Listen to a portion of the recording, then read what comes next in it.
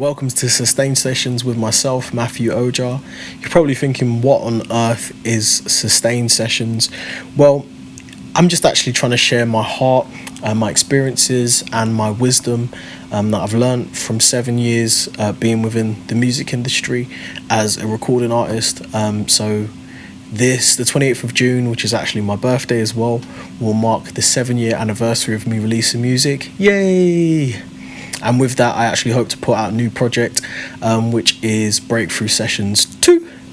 With that, I just want to share some of the nuggets and some of the stuff I've learned on my journey, really, and just be able to share that with someone and hopefully help them along the journey. It's mainly for gospel artists because that's the perspective I'm going to be talking about. That's the experience I have. But some of the principles I think and things I'm sharing are applicable to all kinds of music, really. And so professionally, I actually have worked in the music industry as well quite extensively. My main experience is working at PRS for Music, where I worked for 12 years in member services.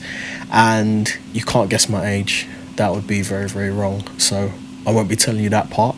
But member services, I worked there for 12 years, and that was advising songwriters and composers and producers, as well as obviously publishing companies, various different elements of from how to register works to missing works to doing financial adjustments. And so that's the bulk of my experience dealing with sort of however many members there are in PRS. I know last time when I was there it was like 110,000. There could be potentially more members there now.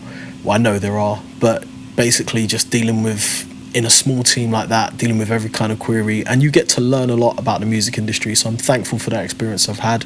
The other experience I've had is that I've worked for half a year in quite a prominent record label in the UK that's quite well known. They're quite a large independent, and they are someone who's a bit of a, I'd say probably a little bit of a pioneer, probably in the music industry.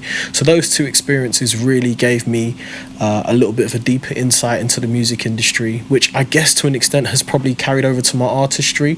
Not probably from a success standpoint, so I'm actually going to give a warning now in terms of the advice and stuff I'm giving. I'm proud of what I've achieved. That has been for me as an independent artist, and it's not one of the things that I don't claim to have is financial success from what I do, but my goals for music are very different than maybe what most people's goals are for music. I currently have 4 kids, so for me at the moment, releasing music is a joy, and for me, true artistry is actually giving of my music and being able to birth it and letting people hear it. And I would love to go that to go as far and wide as possible. I would love for that to be on the top of billboards and whatever else. But if that's not the plan that God has for me, then I've actually come to the point I'm actually quite happy with that. I'm happy with the journey I'm on. And for me, I'm committed to myself for a longer period of growth. So I've called this Sustain Sessions because one of the key watchwords that I've discovered, especially within UK gospel, is about the ability to sustainability as an artist. How do you develop sustainability as an artist? And that's one area I think for myself that I am conquering, that I have conquered, that I am actively conquering, is how to be sustainable as an artist. And sustainability will mean different things to different people. Some people may think, well, this video's silly because you don't have sustainability as an artist because it's not your primary income stream. But life doesn't necessarily always work that way. There are, in terms of, I guess, if you looked at probably the figures, the facts and the figures as to the percentage of the music industry who actually do operate on that level, I think it's not that many. But what I would say is that the market and the way things are nowadays and direct to consumer, it's a lot more sustainable than it used to be financially as well, if you want to go that route. For me, that's not my focus. So I completely understand it. For me, I'm just going to share some nuggets and some tips and things that I've learned that have enabled me to still be putting out music 7 years later and still be able to be happy with what I'm putting out and still be able to grow in music, which is my ultimate aim. We live and we operate in an industry now that doesn't have artist development. That means you have to be willing to develop by yourself, and that's the key thing, I think, for me. When I look now where I am 7 years later compared to where I started as an artist, I've definitely grown, and I've definitely sustained and I think gotten better, obviously, than I was for that reason, because I have developed, and these are some of the things I'll be sharing with you, really. So as I said, my birthday is June 28th, and my first EP was under my artist name at the time, which was Matt-O, and it was Home EP, released on June 28th, 2013. So my next EP is going to be Breakthrough Sessions 2, and that's going to be released on the 28th of June 2020. My apologies, you can tell I'm like mincing my words. But anyway, what I was going to say is that it does take time. It takes time to do things. It takes time to get into your groove and your rhythm as an artist. Some people get it. They immediately, the stars just quote unquote align for them, and they move forward at a quicker pace. And everybody has their own pace. That's one of the things you have to get your head around. So the projects I've released in that time were 2013, I released the Home EP under Matt-O. 2014, I released the live EP under my current name, which is Matthew Ojar. Then the next EP I was heavily involved in was the church EP, which was Brighten Up the City, a great forward-thinking project. And I was heavily involved in that, on the writing and in singing. I've sung quite a few of the lead vocals on the songs and stuff like that. And that was just a great project that I was part of. And then I released another EP in 2019, which was Breakthrough Sessions. And now I'm releasing Breakthrough Sessions 2, 28th of June. And during that time, I've actually released singles as well. So 2018, I released 3 singles. I released Won't You Come Home remix. I released Wait. And I also released Never Be Alone, my favourite song that I've released so far. So I've released all that music in that time. There's been various gaps and stuff like that, some of which hopefully you will understand. And so I think especially in UK gospel, there's a need for sustainability, how we can work smarter and have better longevity and consistency. And so I just want to share nuggets about that, really. And the first thing that this video is about is using what's in your hand. Now, I'm born and raised in East London. It does have some correlation. You'll see one of the first songs I released was a song called East Side. And so early on for me as an artist, one of the things I struggled with was going to producers, using different producers, and not specifically getting the sound or the result that I wanted. So I would have a sound in my head, and when I would go to work with producers, I wasn't able to replicate that sound and get the sound that I wanted out.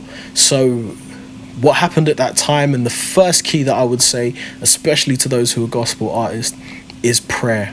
It's definitely prayer. But in order to do that, let me just take you back just slightly further. So when I came to the faith, which was in 2007, I was 22 years old. At that time, I was not active as a musician, as a singer, as a songwriter, anything. I was not active in that way. And actually, one of the pain points that I had coming into the kingdom was that that music was dead to me. I was not involved with music. Now, one of the things that happened to me is when I came to faith, God revived the gift of music in my life, and I covenanted with God. I made a covenant with God, and I said, God, whatever it is you want me to do, I will do. Now, a very dangerous prayer, unless you're ready to go through some ups and downs, because there's great things that happen and there's challenging things that happen, because when you do that, you've yielded yourself completely to God, and it means that you may not be able to take the route that everyone else takes as an artist. Now, I hope there are many artists that have done what I've done. I'm not sure if they have. It doesn't mean you're better or worse if you have. Everyone's journey is different, especially even as a gospel artist. But for me personally, I gave my artistry, my music to God. And that meant that I couldn't run ahead of a pace that I felt like God was setting for me. It's not an excuse as to why I've not been more productive. That's irrelevant. I do take stock of where I've not been productive. But for me at this point, if you look at 7 years, 5 EPs, 3 singles, I even didn't mention this before, I've done my own music video as well. I actually filmed it, edited it, and put it out. In that sort of time span to be able to do that, especially in UK gospel, for me that is success. Because lots of people, and what I've noticed is people put out projects, may put out one project, and they may never put out another project. They may put out a project maybe 10 years till another project. For me, having and being able to get into a lane where I'm able to be in control of my artistry has been the biggest success for me. And as I said, my aims and my goals are sustainability, longevity, consistency with what I'm doing. And that's the main thing for me personally. So, as I said, I was born and raised in East London. When I got saved, I gave my life to Christ, gave my music to Christ. Shortly after, I met my guitarist that I worked on the home EP with, which was a great guy by the name of Charlie O's. Charles Olakan Shitu, great guy. Shout out to him and everything he's been able to achieve as well. He's a great musician, great friend. Love that guy. And so what happened was we were going to different studios and working with different producers. And for me, it just wasn't working. Initially, no matter what I would do, it just wasn't working. So I just began to pray, and as I said, I covenanted with God, so I believed God for something unusual. And what happened was, and one of the things that happened was, my wife, who at the time was my friend, came into some money, and she actually sowed a seed. She said God told her to sow a seed. She sowed a seed towards my music, and that meant I was able to begin my own studio. At this point, 7 years in, I have my own studio. I'm able to record, mix. I'm able to play various instruments, able to sing, do backing vocals, do whatever really that I need to do as an artist. And it is as a result of that seed. So the first encouragement I give you is, do not despise the days of small beginnings. Everybody starts off small. And where I am now, by many people's accounts, is still quite small. If you went into my Spotify now, you see the amount of monthly listeners I have, it's quite small. And so I'm learning that lesson even still. Do not despise the days of small beginnings. But the internal growth and what I've been able to do and what I've been able to produce better is immeasurable. And that's where the growth has occurred. It may not have occurred so much from the outside, but internally there's been a lot of growth over that time, which is the key thing that I'm excited about. So the first key I had to learn was, as I said, prayer. The second thing was using what's in my hand. For me, that meant producing and learning the journey of self-engineering, self-producing, self-recording, which is a very, very challenging journey. There's not a lot of artists that are out there that do that. I think there's more because of the industry we're in at the moment. But what I would say, and this is the key factors to why I would say for some people it may be something that's worth considering, if you feel the prompting to go this route. Using what's in your hand for someone else may look like you partnering up with a friend who's a great producer and working with that person. That just wasn't my journey. I was and am on a different journey than that. And I don't look down on that journey. If that's the journey you're on, you probably even get better results than me, better sounds, all the other stuff. Collaboration is a great thing. I'm not opposed to a collaboration. However, one of the things I would say is, in the gospel music industry, what I've noticed, and as someone who's put money into a project, we're operating within a niche within a niche. So that means that money-wise, what you're going to put out, you may not necessarily get back. And you have to be prepared to accept that reality. So if you're willing to do that, and you say okay, and you always have to think above, beyond the project you're doing. Like for me now, I'm thinking 3 or 4 projects ahead of what I'm currently doing, because of the nature of what I need to do. I focus on what I'm doing, but I'm thinking 3 or 4 projects ahead. This project, and my short-term goal at the moment is literally put out as many projects as I can. That's my short-term goal. I'll be honest and say that I do want to keep the quality, but for me the quality will naturally improve as I do more projects, because the key thing in this business, I've learned, one of the things I learned at PRS is experience. The amount of time you're going to spend doing music over a course. So for me, I used to look at successful songwriters working at PRS for Music. I had access to all financials. I won't give or say any of them here for obvious reasons, but I would notice, for example, someone would be on a journey, a 10-year journey, and for 8 of those years they're not really making a lot of money. Sometimes then the 9th and the 10th year they come into something where they begin to make money. What kept that person in the 8 years they weren't really making money that I could see? I believe it was a drive and a consistency and a sustainability. If you are at a point where you're spending 5 grand on a project, I would question and say to you, I don't believe that that's sustainable. Now, if you are in the pop market and you've got access to loads of different fans and you're going to be making ridiculous money from it, maybe that's sustainable. For me personally, I think my first EP, I might have spent 2 to 3 grand on it, and it just was not sustainable for me. Like £500 on mixing, £500 on mastering, £700 on producing the EP, money for a designer, money for a venue, money for musicians. It was not sustainable for me. And that's even with me self-producing it. So if I had to pay production fees on top of that, I don't know how much we're talking about, maybe 5 to 10 grand.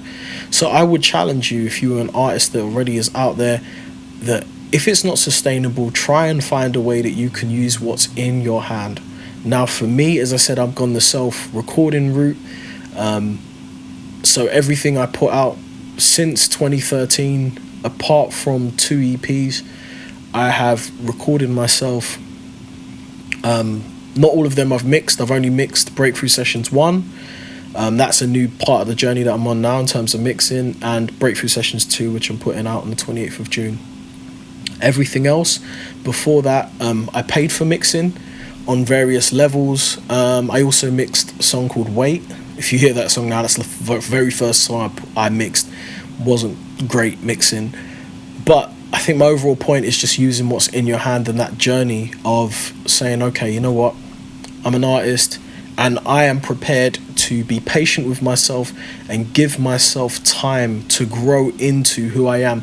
At this point, I would say I don't believe I've put out anywhere near my best music, and it's because there is a growth pattern. If you're on this journey and you want to do this self-sustained route, you will be on a different trajectory than other artists. Other artists will have teams around them that will help them, and they may go ahead of you. The key is to still love people, to support people, even if you don't necessarily see the success that you may desire manifesting directly right now. Because when you're building itself for self, you're investing in yourself, and you are taking the short road, the long road, to get to where someone else may be taking the quicker road. As I said, it's not to say anything bad against people who work with other people to do their different things, but if you're paying a lot of money for that, you may want to begin to think about ways in which you can reduce those costs. So for me, I did a business degree at university. I don't think that has anything to do with maybe my thinking, but I've always had quite a self-motivated, I take ownership of the things that I have to do. If something fails, it's on me. If something works, it's on me. And I prefer that risk to stay with me. That's why I've gone the route that I'm going, really. And so, yeah, use what's in your hand. At this point, the amount of skills I've learned even in terms of sort of album design and stuff like that. Like, At this point, I design my own artwork. So Breakthrough Sessions 1, I did the artwork for that. Wait, I did the artwork for that. Won't You Come Home, I did the artwork for that. And Never Be Alone, I did the artwork for that. I also at this point do photography, so any of the images and stuff I put out, any of the image headers that are on my pages, stuff like that, I do all the photography. I now also do video, like this video I'm doing now, and I filmed my own music video, as I said. I also self-record myself, I self-engineer, and now I mix what I'm doing as well as I write everything I'm doing. I play a lot of the instruments in by hand. So for example, Breakthrough Sessions 2, apart from the keys, which my good friend Samuel Ori is going to be helping me with, I play the guitar, I play the keys, I program the drums. They're not loops, I program them myself, and obviously I do all the vocals and backing vocals. It's a lot of work, and I wouldn't say it's for everyone. It's a journey that I've had to grow into, but I think part of me has realized that this is the part that I can control. And maybe I'm a control freak, I don't know, maybe potentially I'm a control freak, but I don't think that's why I do it. I think I do it this way because I want to be able to run at my own pace, and I feel like the more that I do this, at some point, like what I can do now with a month is so much different. Like even compared to, so last Breakthrough Sessions, it took me about 6 months to do it and to release it, because I filmed the videos, edited the videos, put the videos out, mixed it all, did all that. At this point, it's taken me like probably 5 to 6 weeks, opposed to 6 months. And so these are the benefits of using what's in your hand, because you develop skill sets that enable you to now be able to be in control of what you're doing. So as I said, it's not for everyone to do everything that maybe I'm talking about, and that's not really what I'm advertising here. I'm not saying to do everything. I'm a very extreme example of that, and to be honest, it's a route I felt like God was taking me down. I've not at one point said, you know what, I'm just going to do this myself, forget people. It's just been the way things have worked out naturally, where things have like, for example, and why I mentioned East London earlier, excuse me, when I moved to South London, I got married, moved to Southwest London with my wonderful wife. We've been married nearly 8 years, and it just meant, because of distance, that my relationship with Charles naturally just drifted apart a little bit. When I lived in East London, I could go to his house whenever I wanted. He could come to my house. It was very, very geographically close. And so when I moved to South, I haven't really developed a music network down in Southwest London, to be honest. I have a couple of good friends, like people like Hanson, who I work with, but outside of that, I don't really have a lot of connections in South London. So I've had to learn how to do things myself. But what that's meant is, at this point, I'm very much in control of my artistry. Everything I want to do, I can do. As I said, I'm not advocating for everybody to go this route. It is a challenging route, but begin to think of ways that you can use what's in your hand. You may, for example, and as I said, I'm not against collaboration. However, when you're dealing, like even for example, now we're in this situation, the pandemic, where we're locked down, I can still put out content. I have been more active during the pandemic than I haven't been, because I'm so in control of everything. I do my own video, I record myself, I mix. Do you know what I mean? So I can I play the instruments, I can do everything I need to do in lockdown, and I'm not inactive because of lockdown. I'm more active because of lockdown. These are the benefits of beginning to use what's in your hand. So I would just encourage people, even if you want to know about setups, about how you can get yourself set up for very cheaply, let me know. I'm not selling anything, I'm just willing to give advice to help people. If you want to know how to do that, if you want to learn how to get into mixing, photography, videography, I can show you some of those routes that I used. But ultimately for me, it's about bearing fruit. And in the kingdom, as I said, we're in a niche within a niche. So if you're now trying to put out lots and lots of things, begin to think about money-wise how you're doing that. I mean, the job that I was at was it was okay paid. I mean, every year I'd get a bonus, every year my money would go up. But even after all that, if I was to tell you what my salary was leaving, probably would, compared to most people, is not a lot of money. But ultimately at the same time what I was doing as a job was also my passion that led towards this. But all these things that I've currently walking in were enacted as a result of a prayer that I prayed, a covenant I entered into with the Lord. And as a result of that, I really just enjoy a lot of benefits of just what I'm able to walk in. I don't struggle with certain things that I think other people may struggle with. And it's because, as I said, my artistry has been yielded up to God. I don't necessarily always go the way artists do. I will be honest, my weakness is marketing. If anyone wants to partner and you help me with marketing, I can help you with some other stuff, I'll be glad to do that. Marketing is my weakness, and I'll happily and honestly admit that. And I think I would be a lot further ahead if marketing was a strength, and if maybe... But I think one of the things also about marketing is amazing. I love marketing. I wish, in fact, my degree was specializing in marketing, if you can believe that. But one of the things about marketing, I like to be a very spontaneous artist. I like to have the ability to say, okay, look, I'm just going to put something out. But you have to know, if you're just going to put something out, you may not get the support for it. But there's something very freeing and liberating about it. And if you can develop a thick skin and develop the point where it's like, I'm not really so bothered about the reactions of it, because for me at this point, music is therapy for me. Like, putting out projects is part of what I do because I enjoy that process of putting music out and being a person that says, sorry, just checking on my time, this is long, so I'm gonna have to probably cut it off soon.